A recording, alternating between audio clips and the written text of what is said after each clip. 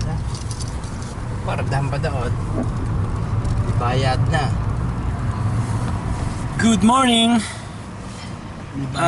Ngayon, papakita namin sa inyo yung yung sentro ng Perugia, Italy. Kung saan nagtatrabaho si Tito Loren. Punta kami sa trabaho niya. Tapos mamaya pupunta kami ng restaurant. Lilibre kami ni Tito Loren. Yan si Loren. Hi. So kami pa lang ni Tito Loren ngayon. Wala pa yung mga kids. Tsaka si Mrs. wala pa. Medyo lumalamig na dito sa Perugia, Italy. Mukhang magsisimula ng autumn. Nabaili sa autumn season.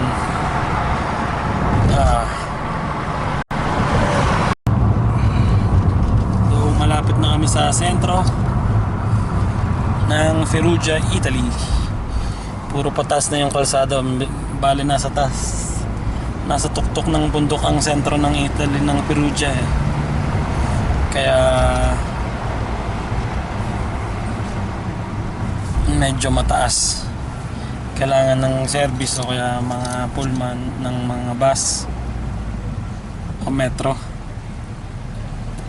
Yan o. Ito Perugia. Ito tindahan ng prutas.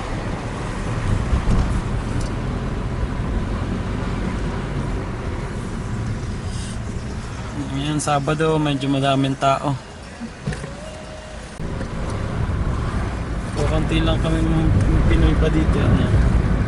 3,000, mga 3,000 siguro Pilipino lang dito sa Perugia pa lang. Kaya madami pang trabaho, mga nag-aalaga ng tawag sa nag-aalaga ng matanda. Caregiver. Mga caregiver, madami dito sa trabaho.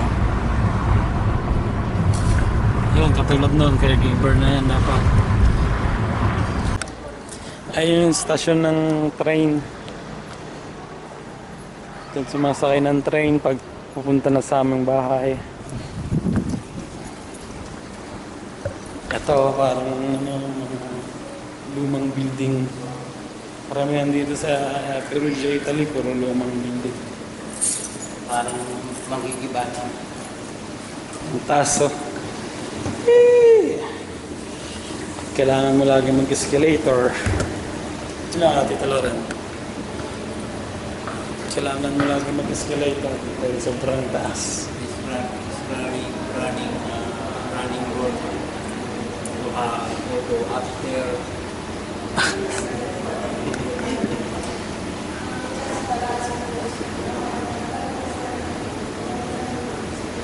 Ito ang sentro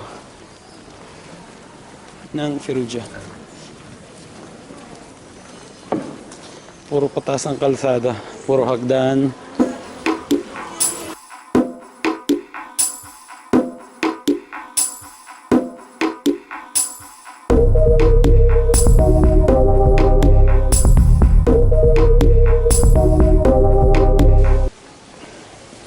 Akyat na naman kami sa hagdan. Ay, puro hagdan dito. Ito yung hagdan ha. Tito Loren. Ito simbahan.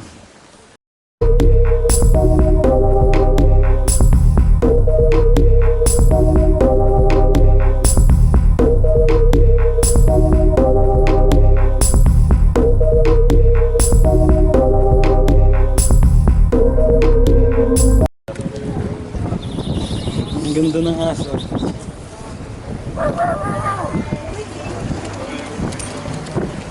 Ang galing ng pagkakagawa ng aso na. Akala mo totoo. Ito yung sentro. Sentro ng Perugia. Ang daming turista dito. Dito ba yan? Yes. Akala ko doon. Ito yung pinaka-sentro ng Perugia.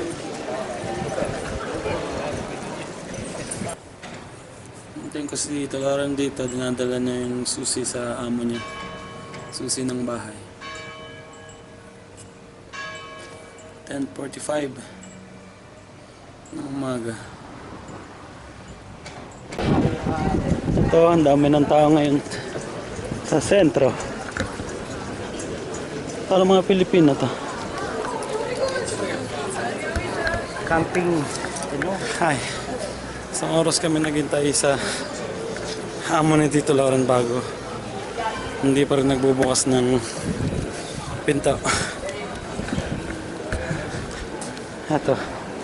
Ang daming tao sa sentro. Balik na kami ng Perugia. Ng bahay pala.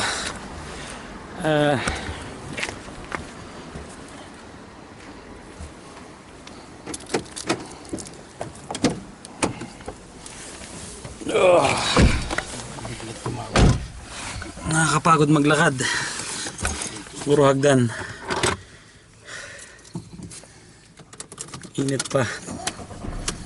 Medyo uminit na kaninang umaga. Malamig eh. Saan tayo pupunta, Marcos? Punto ka. Chochiko. Sa Shushiko. Sa Japanese restaurant. Maglilibre sa dito. Nandito si Bige.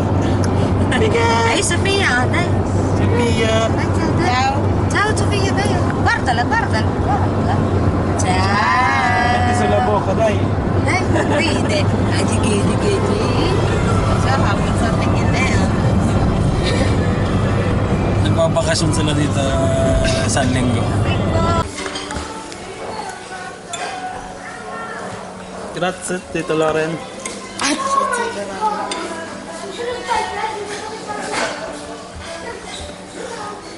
Si Pia. Lore, kuha tayo ng pagkain mo. Bana? Masarap? Si, ito, masarap. Masarap ang kain mo. Bang. El bandame. Ha?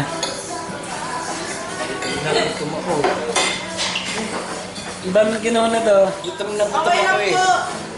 Kuha lang kuha. Nano, friend ito po, no? Nalawag. Paano lang anak hindi babalik? Ang daming kinuha na dito, Lauren. Ang daming kinuha. Papakita yung sumo mo na lang kayo. Buenas dito po.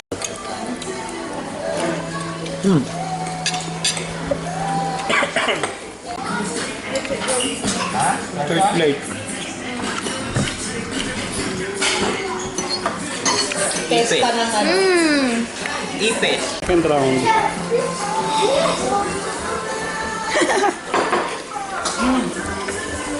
Marcos, kanto na kaana. Sinubo mo lahat eh. Yan ang magbabayad.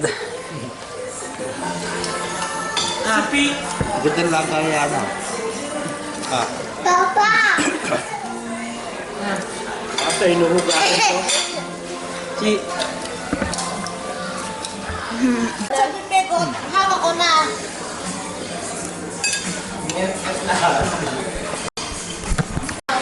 Sa restaurante. Parang So, tapos na kami kumain. meron bang sa restaurante? Busog na busog ako. Gina, busog ka? Busog ka? Ikaw? Sobra. Ikaw, Sophia? Si Pia. Ha? Dahil pa'y chow chow. Pa'y chow daw chow. Busog na busog kami. Yun na kayo pag-super o nagbabay. Busog ka, tita? Lahat naman Okay. sold na sold. Sulit na sulit. Nasakit na ulo ko na nakangihipon. Huwag mo nang ihulog ko. Mamayang gabi pupunta uli kami sa Handaan. handaan. Hi, good afternoon. Nandito kami sa bahay ng ipag ko for eating. Kakain kami ng siopaw, Siomay at Lomi.